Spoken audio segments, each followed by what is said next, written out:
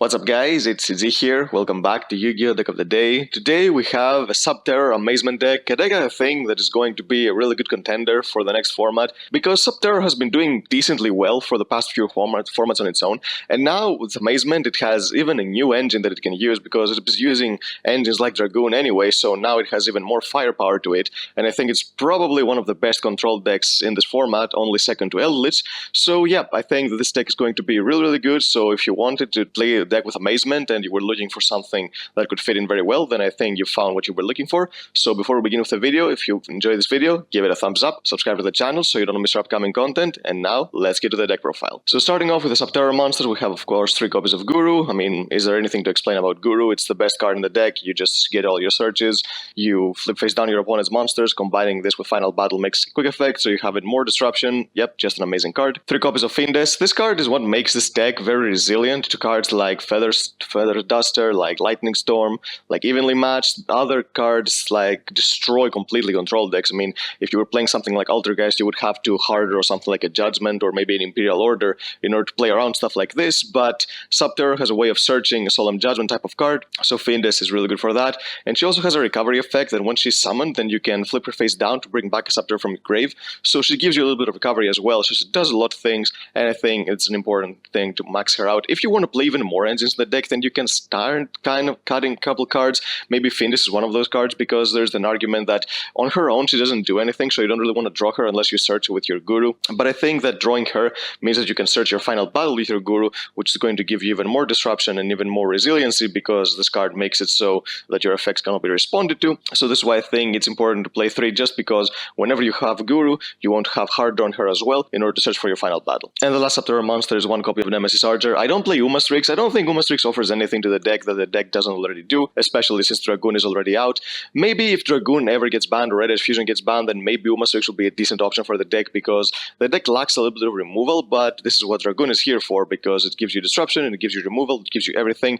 So just playing this 1 Nemesis Archer means that you can have a little bit more viability for the deck, because she bounces back all the monsters you flip face down with your Guru, so you can get over pretty much anything, and she floats into Guru as well if she ever gets destroyed, so she's a really good card overall. Now for the Amazement engine, we played 2 copies of Amazement Administrator Arlecchino. You can max this out if you want, but I felt like that you have to fit in a lot of cards in the deck anyway, so it's not really very important to max it out.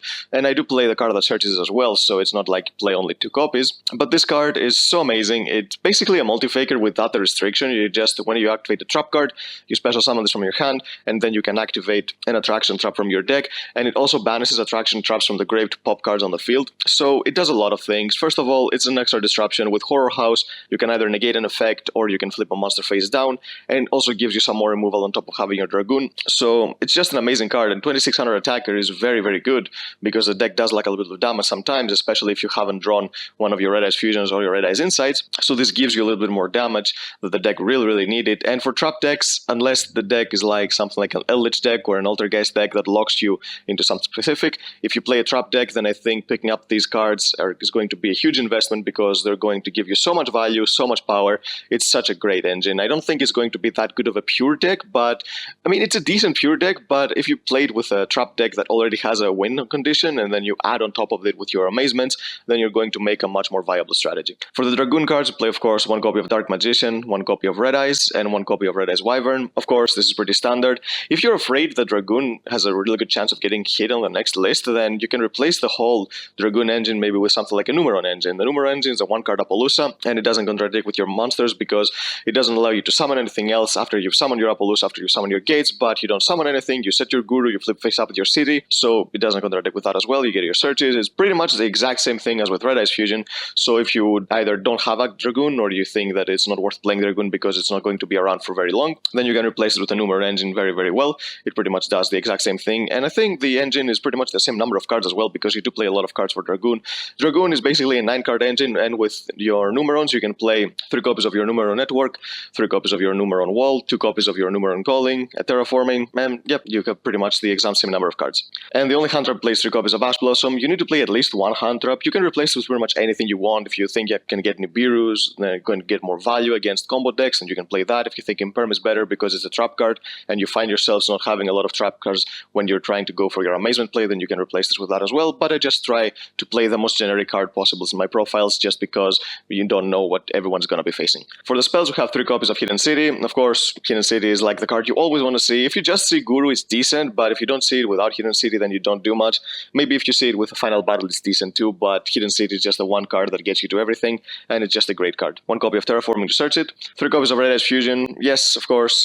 As long as we have Dragoon, I think that in decks like this, you have to play it if you want to make the deck the most competitive as possible. If it ever gets banned, I mean, it's going to lose a lot of power, but still, like I said, there are alternatives, and you can play even more Amazement cards if you don't feel like Numeron is worth it. Then you can max out an Arlecchino and Time Ticket, and even play Comica or something like that, but I don't recommend playing Comica because you need to, your normal summon in order to go for your Guru play, but still, as long as we have Dragoon, Red Eyes Fusion is going to give such a huge boost for the deck.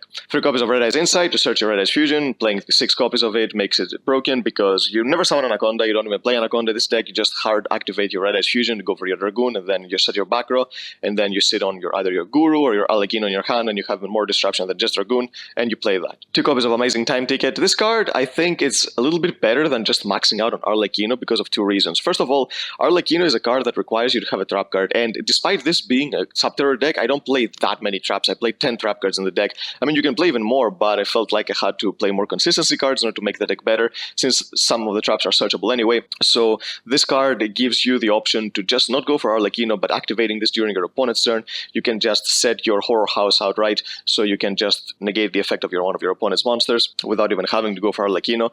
And the reason being that this card gives you the option of going to double Horror House, because if you have hard drawn 2 copies of Arlecchino, you would much rather being 1 copy of Arlecchino and 1 copy of Amazing Time Ticket, because well, let's say that your Arlecchino might get negated, then you can go into your Horror House this way, so it gives you a little bit more versatility, and the card is really, really great as well. 3 copies of Pot of Extravagance. You have to play this, I think. You can replace this Prosperity if you want. I don't know which one is better, to be honest, because Prosperity gives you more specific card if you're looking for a trap or if you're looking for your Red Eyes Fusion, but this gives you an extra +1, which I think I'd prefer a lot more than Prosperity. Of course, if you think Prosperity is better and you have access to it, then you can replace the Extravagance with it. And the extra deck is pretty much irrelevant. You just max out on your Dragoon, so you just make sure that not all 3 of them get banished with Extravagance, and then the rest of the extra deck doesn't really matter. But of course, even if the worst case scenario happens and all 3 copies of Dragoon gets banished, the deck can still play without it. Yes, you're going to have a lot of bricks in your hand a couple times, but the deck still has the ways to duel even without Dragoon, so this is what's so great about the deck. It doesn't fully rely on Dragoon, it's just an extra plus that gives you more guaranteed wins. And for the traps, play 2 copies of Final Battle. You don't need to max this out because unlike Fiendish, this card is something that you don't always want to see. It's something that is not always going to be relevant. I mean, Fiendish negating anything is always going to be relevant, but this card gives you something extra. It's the cherry on top that you don't really need to win, but it makes the games even more easy. But you don't need to max this out because it's just a card that you can search with Guru whenever you want, and it's another trap card for Arlecchino, so you can go from your lays. 2 copies of Horror House. The reason I played 2 is because I can use the second effect of Administrator just to pop cards, and it's not a bad card because even if you don't have Arlecchino, just using this,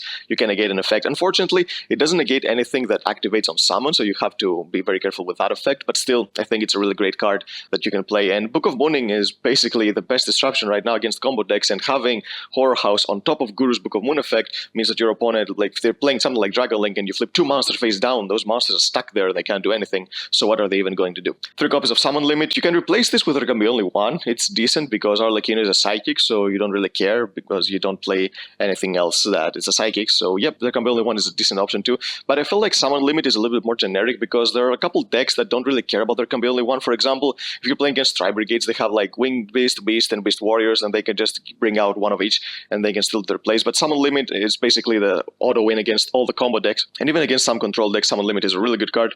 The only problem is that it's worse going second than There Can Be Only One, because There Can Be Only One in combination with other cards can be a break border as well. But still, I think Summon Limit is just a much better card, in my opinion, going first. And 3 copies of Solemn Strike because it's a much better going second card. You can replace it with Solemn Judgment if you're afraid that you're going to get evenly Lightning Storm or Happy Feather Duster to death. But like I said, you have your Fiendish, so you don't really care that much about those type of cards. If it was any other deck, then maybe maining Solemn Judgment over this would be better, but still this card is much better if you have protection of those cards inherently in your deck, and it's also a much better going second card. For the extra deck, play 3 copies of Dragoon. This is the only relevant card. You have to max it out. If you don't play Extravagance or Prosperity, then yes, you can play only 1 copy because you're never going to summon the second one. You don't play Anaconda with Magicalized, which is something else that you can play, but I don't feel like there will be ever a time where you will have 2 monsters on the field and go into an Anaconda and your opponent is not going to stop this. I think this scenario is never going to come up in this deck, so just play 3 copies of this if you're playing a POTS, play 1 of it if you're not playing any of the 2 POTS, and you'll be fine. And the rest of the extra deck is just some random cards that I throw in, and just these could potentially come up, but let's be honest, hardly ever will they ever come up. So we have 1 copy of Linkuriboh,